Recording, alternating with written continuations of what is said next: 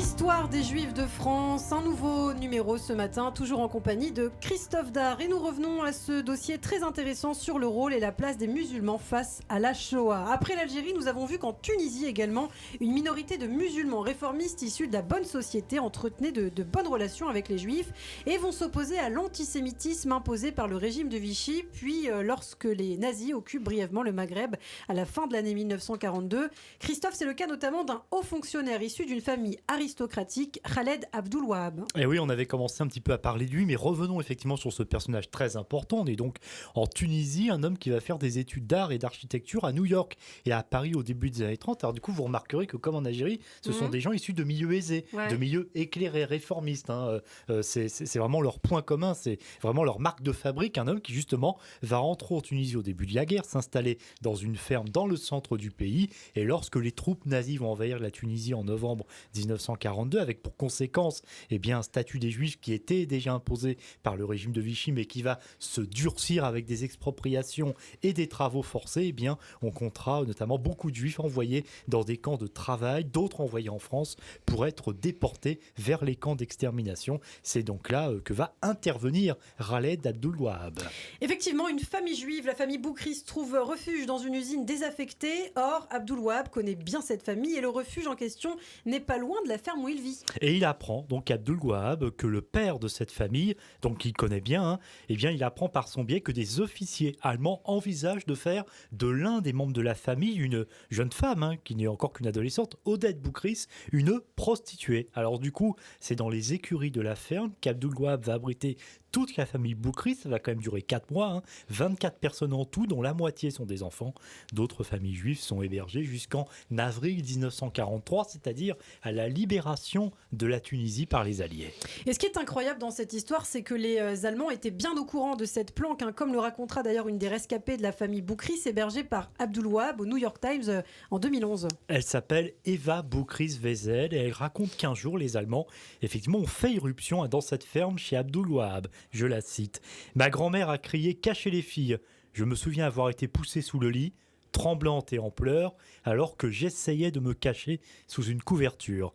À ce moment de peur indicible, alors que nos cœurs battaient et nos larmes coulaient sur nos visages, un ange gardien vient à la rescousse. Sorti de nulle part, notre hôte est apparu.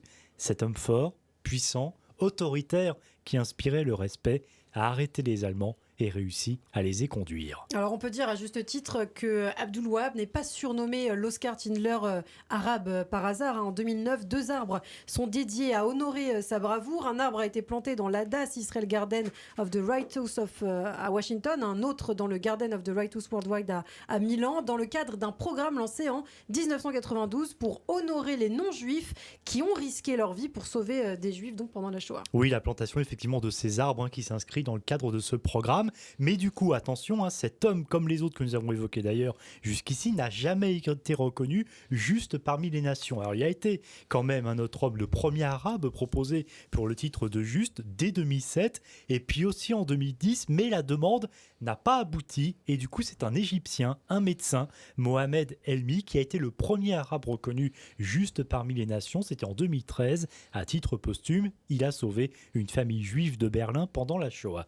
Yad Vashem a aussi accordé, c'est important de le rappeler, le titre de juste parmi les nations à de nombreux musulmans d'Albanie, le seul pays européen qui a terminé la Seconde Guerre mondiale. C'est assez incroyable, avec plus de juifs qu'au début, en raison de la protection de plus de 1800 réfugiés juifs, donc l'Albanie. Alors la fille d'Abdul Wahab déclare même avec amertume dans une interview au site Ynet en 2010, je cite, « Mon père a ouvert sa maison aux juifs et Yad Vashem ne nous a pas ouvert sa maison ». Oui, revenons effectivement au cas d'Abdul Wahab. Donc pourquoi lui, pour le coup, ne l'a pas été ? Eh bien, il faut se renseigner bien sûr du côté de Yad Vashem par la voix de la directrice du département des Justes parmi les nations à Jérusalem, Irena Steinfeld, qui expliquera à l'époque en fait qu'être reconnu juste parmi les nations doit respecter des critères précis et que dans le cas des pays d'Afrique du Nord, donc de la Tunisie notamment, eh bien je cite, durant la conquête allemande, l'occupation était si courte que le temps manquait pour mettre en œuvre la solution finale. Par conséquent, explique la directrice du département des Justes parmi les nations, il existe une probabilité plus petite de trouver des Justes arabes, non pas parce que les gens étaient différents, mais en fait parce que les circonstances étaient différentes. Et oui, en fait, les familles n'ont pas eu à se cacher caché, dit-elle. Si certains juifs habitaient chez des compatriotes musulmans, les nazis le savaient parfaitement. Effectivement, c'est l'exemple qu'on citait tout à l'heure avec Abdul Wahab. Et je la cite, donc cette directrice au Yad Vashem, des familles juives ont été chassées de leur maison et hébergées par des Arabes locaux. Elles ne se cachaient pas, mais étaient hébergées, ce qui n'était pas illégal et donc effectivement n'était pas dangereux pour Abdul Wahab. En outre, et ça aussi c'est important, selon le témoignage que Yad Vashem a reçu d'une source de l'entourage d'Abdul Wahab, je cite, les hommes continuaient leur service de travail forcé sous supervision allemande et le jeudi, ils se préparaient au Shabbat.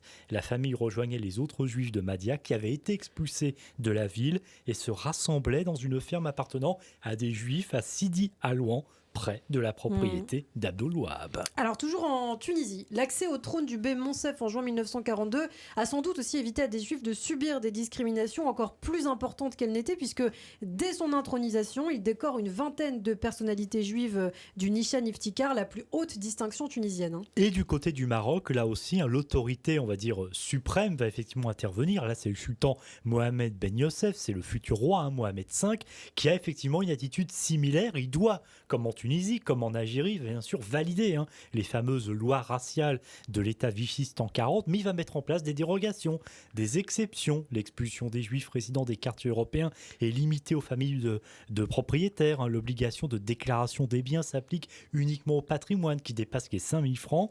Les meubles et les bijoux n'en font pas partie. Et quant aux écoles de l'Alliance israélite universelle, très nombreuses, on l'avait dit au Maroc depuis la fin du 19e siècle, eh bien, elles conservent leur fonctionnement. Elles peuvent même recruter des enseignants juifs renvoyés des lycées français. Alors attention, il ne s'agit pas de sauvetage, entendons-nous bien. Ouais. Mais voilà, par ces mesures-là, on contribue quand même à faire en sorte que les discriminations, évidemment, soient moins importantes. Alors nous avons parlé de l'Algérie, du Maroc et de la Tunisie. Rappelons d'ailleurs que pendant la Shoah, environ 1% des résidents juifs d'Afrique du Nord, soit 4 à 5 000 personnes, ont été assassinés. Mais le cas le plus célèbre d'un musulman qui va s'engager contre la déportation des juifs, c'est en métropole avec Sikadour Ben Gabrit, fondateur et recteur de la mosquée de Paris. Alors évidemment, on ne pourra pas tout dire aujourd'hui, ça sera l'objet de notre prochain numéro dans le détail, mais il faut rappeler effectivement d'abord qui il est. Eh bien, il est né à Sidi Bel Abbès, en Algérie, en 1868, et part avec sa famille au Maroc très vite, avant de revenir en Algérie et de travailler dans la magistrature, puis ensuite de devenir interprète auxiliaire à la légation de France à Tanger. Homme réputé effectivement pour son excellent travail, eh bien, il va mettre en place notamment le protectorat français sur le Maroc en 1912 et aussi devenir consul général honoraire à Fès et enfin directeur du protocole du sultan marocain. Et en 1916, il est envoyé à la Mecque. Il œuvre pour faciliter l'accomplissement du pèlerinage des musulmans. C'est à son initiative qu'est fondée d'ailleurs le 15 juillet 1926 la Grande Mosquée de Paris. Il est fait Grand Croix de la Légion d'honneur en 1939. Et comme l'a écrit le journal El Watan, journal algérien en 2021, devenu un centre très actif de la vie parisienne, la Grande Mosquée de Paris, ses annexes, restaurants, hammams, vont vite connaître une vie culturelle intense, peinture, romans, films. Sikadour Ben Gabrit est décrit comme une des personnalités exceptionnelles, un diplomate cultivé et raffiné. Il écrit des pièces et des livres et permet aussi aux étudiants musulmans de Paris de célébrer régulièrement les fêtes et les manifestations religieuses à la mosquée. On dirait, Ilana, que cet homme est un épicurien. Et nous verrons au prochain épisode justement que son rôle a été très important donc pour les Juifs durant l'occupation nazie. Merci beaucoup Christophe et à très vite pour la suite et la fin de ce dossier consacré aux musulmans et à la Shoah.